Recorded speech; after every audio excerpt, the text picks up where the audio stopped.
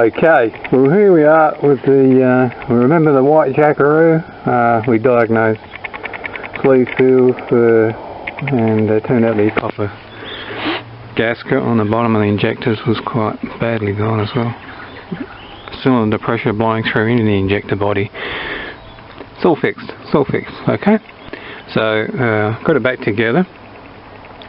I had a problem, it started and then it wouldn't start, and I checked the relays and swapped them around, and then it started again, and it was the connection, the power going through to the computer here wasn't getting through.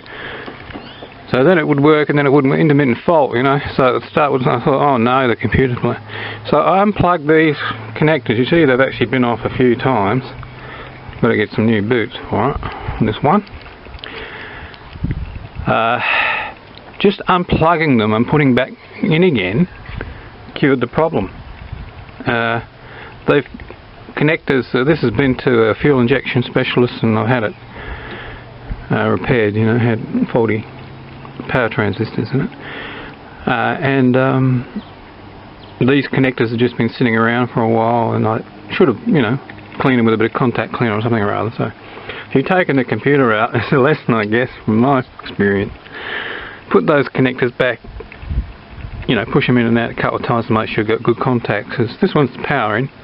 These are the data connections, and there's, you know, there's a multiple fine connector on there, and they can get a bit dirty, obviously. Got to get a good contact on the computer. So, haven't got it all back together again. Been working on others, but let's see what happens. Okay, so chin neutral, yeah, neutral. Okay. Now I've still got this airbag thing going on, so I've got to get the Tech 2 on here and reprogram it, because I took the airbag out of the steering column to get to the ignition lock when I was looking at that, and when you put it back in again, I think you've got to reprogram it through the Tech 2. I'll have to look at that routine. Now you observe here, the check light now is coming on. It's detecting the engine has been running a bit, so it's warm enough, it doesn't need the glow plugs. And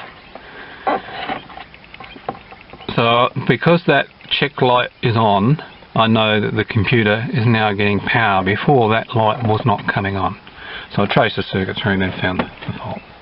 So will she start? Yeah, she's going to start. Listen. Oh, amazing. It's still cold, but she's producing 13 volts. I think they're supposed to do about 13.4 if you put a meter on at the battery. I put in a bit of fuel. The fuel gauge is working now. That I've drained the tank, and the fuel is filthy in the tank. So I drain that out and give it a good clean in the lines, and you can see that we've got good oil pressure for idle, so nothing wrong with the bottom end of the engine. The gauges are working, just need a bit of fiddling around with the Tech 2.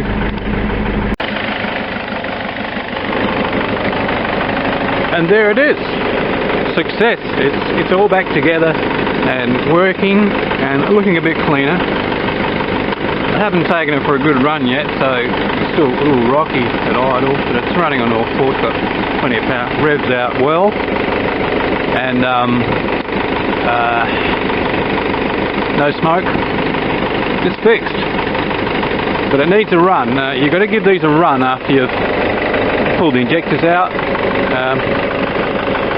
to get the, you know, you've got bits of oil and that's been laying around. This one's been laying around for a fair while. It's been a long, this has been a long project. I've had it apart for a long time, so it needs a good run to give it a good clear out. Other than that, yeah, she's done. Nice little broom. This one's done 242,000 kilometres, and it's still got a lot of compression, a lot of power in the engine. It's it's going very well.